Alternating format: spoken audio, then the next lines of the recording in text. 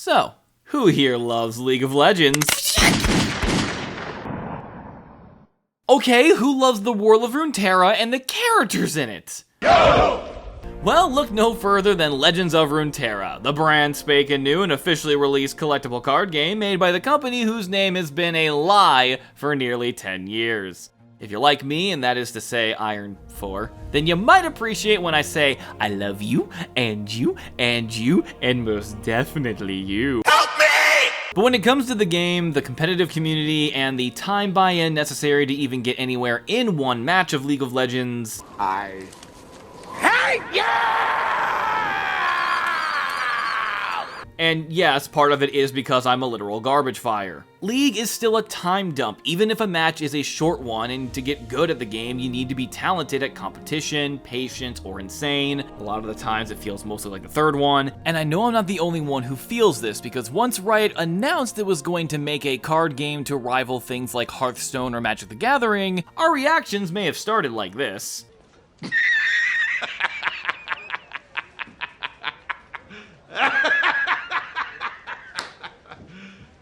You serious? And then drastically veered to this, once the private and open betas became more available to a lot of people, if not everybody. And now with the official release, there's been some slight buffs, new cards and champs, and these two not fully haunting my nightmares anymore. Legends of Runeterra, from here on out being referred to as lore, is in a complex, beautiful, easily approachable place right now. And most importantly, matches only last 10 to 15 minutes, so the addiction is far more comforting.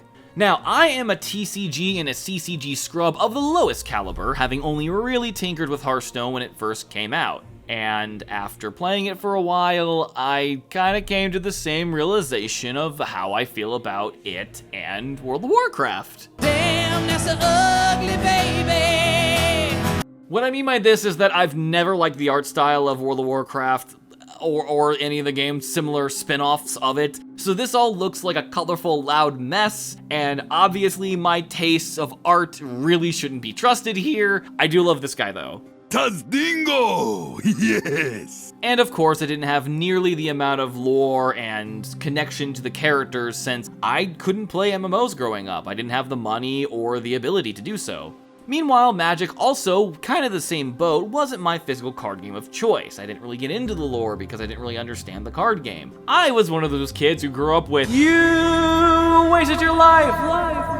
So if you decide to stick with me in this blunderful introduction to a card game no one actually knew they wanted, keep in mind you're getting the viewpoint of a normie. Comics and animated shorts are great and all, but I have been one of many who wanted more ways to interact with these characters. And so, someone who generally likes the concept of a card game, but really needs to have a bit more of an investment or desire to want to get into it, especially if the card game is like 10 years old and you don't even know where to start. The base mechanics focus on resource management as well as action and reaction focused gameplay, using this mana bar here to represent how much magic you can spend to cast what cards. You'll start with a penny's worth of mana, but each round you see your investment grow and get more and more magically massive that you'll maybe mismanage based on what cards you put in your deck and with how much they cost. I'm starting with the resource system first because this mechanic controls the pacing of the game, not unlike Hearthstone. But unlike Hearthstone, I'm saying Hearthstone.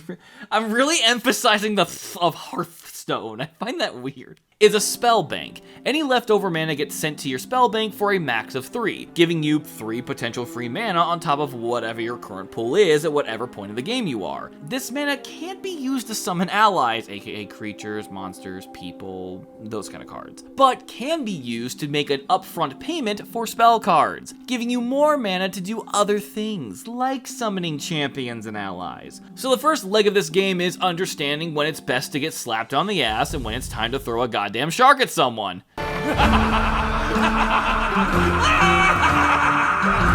Going into further detail with the cards themselves, there's spells, allies, and champions, which is also the order I'm going to be explaining things in, so if you get lost, insult me in the comments all you want, I've at least told you the order of operations here. Spells is spells, basically every magic-focused card in any card game of this sort that lets you heal, hurt, steal, or this bullshit. Allies come in a variety of similar uses, but also differ because they can be cannon fodder, personal trainers, doctors, gamblers with guns, ancient godlike beings who will, and I quote, obliterate you. Barrier! These cards will make up the bulk of your deck, thanks to everything I just mentioned synergizing with your champion cards. Think of them as the employees to your successful business. For without the backbone of the working class, society would indeed crumble under the sheer weight of this guy's ass. So make sure that whatever combination of spells and allies you have, that drawing one, while not as exciting as pulling the poster children, is still a net gain. If you find more often than not you're drawing cards that your options are equal to nothing, then you either have too many of the expensive cards, too many of the little lads, or you just picked cards that have absolutely nothing to do with the concept of your deck. What the fuck was I thinking? The best way to start with the core concept of power is to pick the regions and champions you want to base your set around. You see, each deck is capable of applying cards collected from 2 of a handful of regions of Runeterra, allowing for a varied but still not unchecked system for the most part. Each champion has base mechanics, but they also have conditions to level up. Just like in that other game they're from. Here is where your win conditions need to be born. Do you want to control the field with stuns and recalls, allowing Yasuo to damage or to kill? Then you might want to focus on cards that focus around constantly stunning, constantly drawing, or even just boosting the card from leaning into that gimmick. Maybe you want to use Braum's big beefy body to be the beautiful bouncer for your squishier and equally hardy allies, so that you can do their big damages and he can just bear hug someone into some submission. Maybe you just want to steal someone's shit! So far, there's a lot of options for a lot of tastes. Even the bad ones. But keep an eye on that mana bar, kid, because a lot of these spells and even effects are costly, and the wrong card at the wrong time can... Rules are made to be broken, like buildings or people. You should try blinking sometime.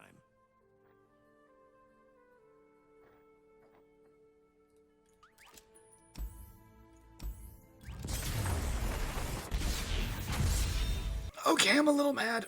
The last basic thing to go over this game is the way turn order commences. Each turn is dictated by a round, and each round you either are attacking or defending. Both players' job to win is to make their other person's expensive but tacky looking ring pop explode. So each round you're either actively trying to commit vandalism, or you're standing your ground because the police got tired of telling you, a card game is not considered a necessary emergency. What? But no matter whether you attack or protect, each play has a give and take system with turns. Playing an ally, a champion, or a spell card with the slow or fast description allows your opponent to have a chance to react to your move. Slow cards can only be played when not in the middle of a dead pool, fast cards can be played during the slaughter, but again, allow your opponent to react, and burst cards swear very loudly at your opponent, tell them they're not their real parent, and does what it wants to as soon as it wants to. Now, I know I'm both being a little vague and maybe going a little fast here, but that should show how much variety this game has and how someone as dumb as me actually can pick this game up with relative ease. So while it can feel daunting on where to start, you can use the tried and true method of,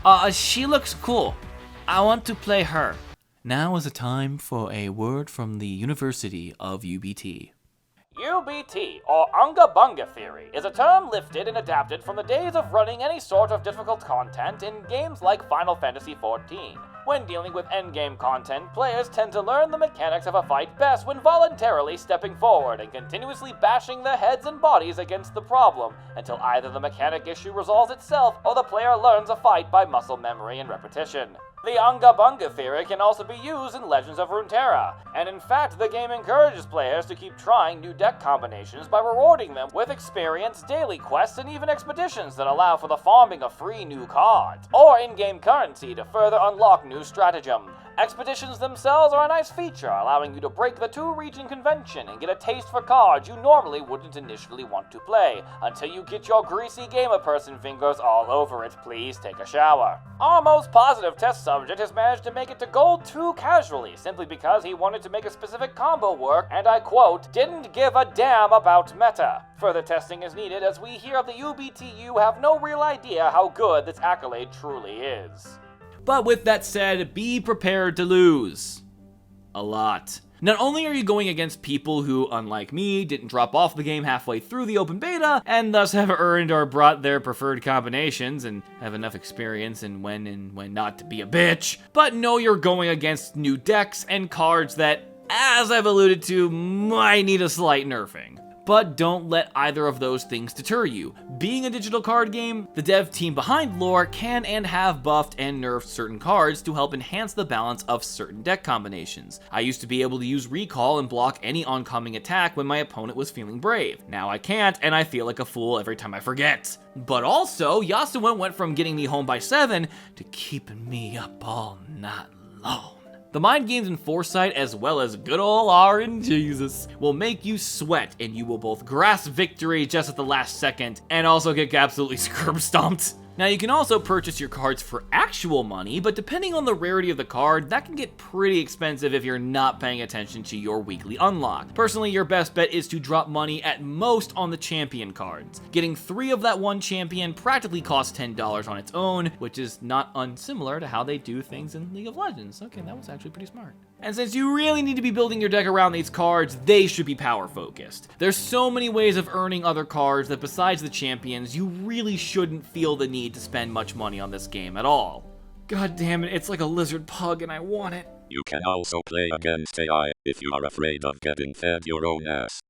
However, my siblings and I are still out for blood, you squishy little And just like many other Pepple vs. Pepple games, you will find different levels of skill and grit. Normals have this weird problem right now where you keep getting bot accounts that don't have champion cards selected, and they just sit there and let you wail on them, instant surrender, don't do anything, and run the turn timer out. Also, there's a turn timer so you don't have to wait a century for someone to just upset you and force a forfeit out of you. Or you'll get an actual living or functioning human being who is probably like you, just testing their new deck concept, or just trying to have fun while on the toilet. Ranked is thankfully brutally mean. If you go into ranked and you keep climbing that ladder, you might feel pretty good for having such a good deck combination. You're so smart. This game is easy. You're probably gonna get the master before the end of the... You wanna play with the big kids? You better be ready for a couple bruises. Losing doesn't tank your LP/ranked score as badly as playing League of Legends, and it's actually pretty easy to get back up there after a couple of wins. But if you start going into a nosedive with a lot of losses, you might need to rethink your strategy.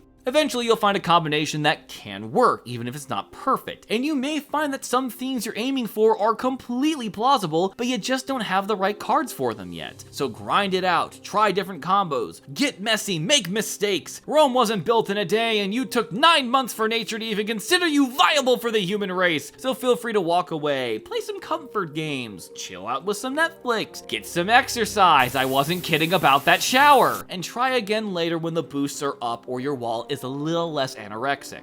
The final thing I want to nerd out about is the lore. From voice lines to canonical time skips to artwork alone to the freaking cute-ass descriptions. This game adds a lot to the lore of the world, and I dare say even more than the original interactive video entertainment product made by Extreme Protests. You got it all here. For fuck's sake, Garen's mom is an allied card. What is spicy?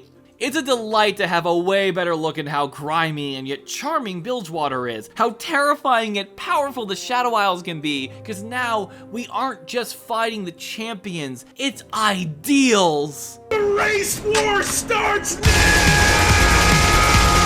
With all that being said, there are some issues and fears I do have for this game. I've touched on some, like the weird bot accounts, but what does me a concern is how the game is going to continue to change up its meta. During the beta, Spider Bitch and My Little Trauma were the bane of my existence, and thanks to some buffs, I don't feel they're as much of a threat. Still a threat, I still have to burn the patio down, but I can keep my house. But now the current meta with the deep down mechanic, where you're intentionally drowning your cards and baptizing them in the seas of Nautilus to make them actual sea monsters, can sometimes feel like you're drowning. And the game is only going to get more complex and complicated as the roster is filled with more champions from League, and even some promised League concept rejects as champion cards. There'll be 150 and more to see.